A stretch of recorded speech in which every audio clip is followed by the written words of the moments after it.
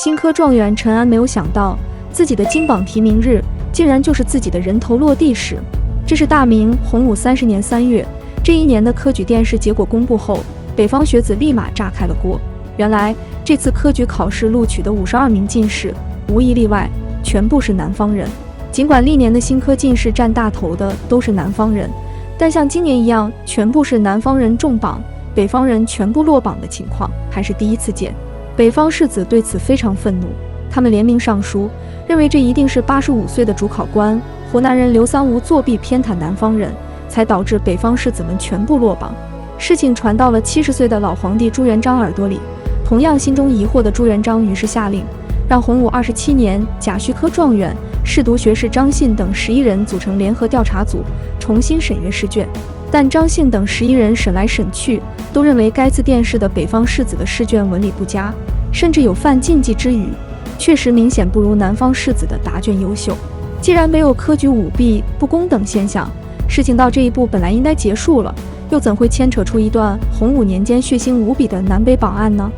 觉得吃了大亏的北方士人不接受这样的调查结果，朱元璋也显然不是那种和稀泥的皇帝。随后，北方考生大肆鼓噪说，一定是刘三吴授意张信等人，故意将北方考生中的漏卷进呈给老皇帝，以此来掩盖他们偏袒南方考生的罪责。龙颜大怒的朱元璋于是下令，直接将新科状元陈安、主持复查试卷的老状元张信以及主考官白信岛等人全部斩首弃市。而85岁的主考官刘三吴考虑年纪已大，改而被充军戍边，2任状元无辜惨死。但朱元璋还觉得不够，在杀死一大批南方士子后，朱元璋又宣布重新进行会试。这次朱元璋亲自阅卷，并将全部61个录取名额都给了北方考生。同年6月，朱元璋又亲自主持殿试，专门录取了山东人韩克忠为状元，以笼络北方士子。至此，史称南北榜案历时3个月的科举大案表面上落下帷幕，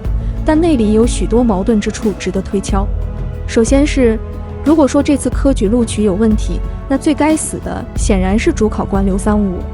但刘三吴并没有死，以朱元璋狠辣的性格看，他不会因为刘三吴年纪大了就心有不忍。朱元璋刻意放过了85岁的主考官刘三吴，并非因为他年纪大，而是朱元璋心中明白，能被他选为主考官的刘三吴，多年来一直是朝野公认的品行端正、德高望重之士。因此出现南榜录取结果全部是南方考生，朱元璋明白，肯定不是刘三吴故意所为。另外，从刘三吴的角度和立场来说，他作为主考官，虽然也是南方人，但与这些上榜考生素不相识。当时已经年届85岁高龄的他，经历了洪武朝动辄杀戮几万人的腥风血雨，熟知老皇帝是杀的秉性，犯不着和朱元璋对着干。主考官既然不太可能偏袒南方学子，张信等11人的联合调查组也认为这次录取结果没有问题，那么朱元璋为何还要大开杀戒，拿2位状元开刀？明朝的科举制度有它的特殊性。1368年，朱元璋在南京即位，建立明朝，但一直到洪武15年，朱元璋才下令恢复科举制，并且3年一试，铸为定例。从隋唐开始兴起的科举考试，让无数学子为之痴狂。在安史之乱以前，唐朝的8位状元有7个都是北方人，但是安史之乱以后，北方逐渐衰落，中国的经济文化中心逐渐向南方迁徙。换句话说，就是南方人更有钱，更加重视教育，来自南方的状元人数逐渐增多。这个过程一直持续到明朝，造成的结果是南方士人强势崛起，北方文脉持续衰微。这也是为什么这一次的南北榜案中，北方士人全部落榜的原因。对于这个原因，朱元璋也是明白的。前后2任状元陈安、张信，仅仅因为才学出众、秉持公正，就无辜枉死南京城下。对此，朱元璋会不知道他们的无辜吗？老皇帝心里门清，只是另有苦衷。因为明朝的北方是帝国统治最为薄弱的环节，明朝建立初期依然和北元势力处于长期拉锯的交战中。此时如何确保内部尤其是北方的人心安定，如何拉拢北方读书人的人心，可以说在明朝初期是1等1的政治大事。1368年明朝建立后，尽管元顺帝逃亡漠北，但当时北元在漠北、辽东、西北和云南等地仍然保留有强大军队，比如占据宁夏、甘肃一带的阔阔铁木儿，骑兵10万不足备之，经常进犯兰州；而在辽东，北元太尉纳哈出则拥兵20万，驻守在辽河流域的金山。仅仅朱元璋执政时期，元朝残余势力就对明朝北边展开了10次大规模侵扰进攻，一直到明朝建立21年后，大将蓝玉率领15万大军在捕鱼儿海彻底击败北元主力，这种持续的拉锯战才算告一段落。明朝建立后，面对北方边境这种复杂的政治战争局势，性情多疑、手段残酷的朱元璋非常敏感。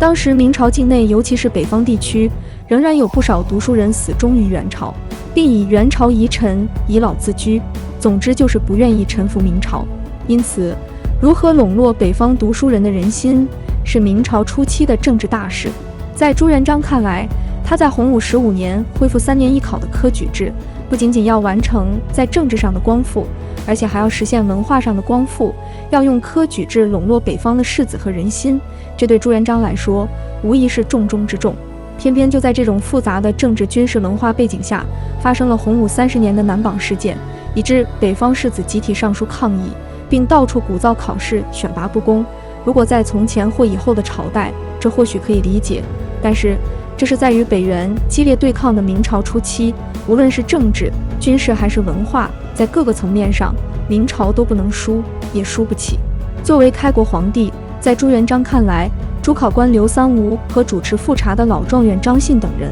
他们只追求了考试公平，却不讲究政治正确。老皇帝心中对此无比恼火。朱元璋想用科举制度来笼络北方士人，但是单纯从考试公平原则出发的刘三吴、张信等人，却没有看透朱元璋怀柔北人的宏图远略。于是，在南榜事件之后，手段毒辣的开国皇帝朱元璋最终决定以简单、粗暴、极端的方式来解决引发北方考生骚动不满的问题。在读书人刘三吴和张信看来，这是一场纯粹的考试公平问题；而在开国皇帝朱元璋看来，这则是一个有关帝国开邦、对抗北元、振奋人心、安定北方的政治远略问题。思想单纯的读书人没有领略开国皇帝的宏图远略，如果碰到一位宽容些的皇帝，比如朱元璋的孙子明仁宗朱高炽，或许只是挨一顿训、降职或贬官了事；但碰到一位像朱元璋一样出身草莽、手段毒辣的开国皇帝，这注定又将是一场腥风血雨。对于在胡惟庸案、李善长案、蓝玉案以及郭桓案、空印案等案件中，动辄诛杀几万人，前后残杀20万人的朱元璋来说，即使是在建立大明帝国后，他虐杀、残杀、无理株连酷杀的爱好，随着年龄的增长，始终不曾根除。因此，对于朱元璋来说，在南北榜案中杀掉2位状元和几个主考官，平息下北方考生的怒气，实在是太轻松了。对于一位将动辄杀人作为政治权术的帝王来说，这实在不值一提。不仅如此，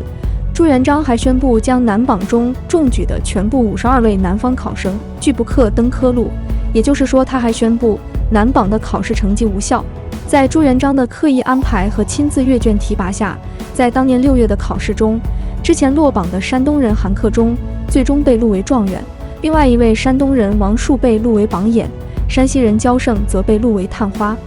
此外，还有58位北方考生被录取为进士。在南北榜案事件后，集体鼓噪的北方考生们，最终踏着2位状元陈安和张信的人头和血泊，在帝国政治中走上了金銮殿。南北榜案的余波并未消逝，而是在华夏版图上空震荡了600年。为了平衡南北发展的差异，此后明朝的科举考试分区制度改革一直延续到了清朝。到了顺治年间，清朝实行南北卷制度。康熙51年，南北卷制度最终被废除，实行了分省录取制度，而这就是高考制度的前身。而回顾历史，这场始自明朝洪武30年的科举改革，最终以南北榜案中2位状元的人头，在残酷中婉转促进了历史的进步。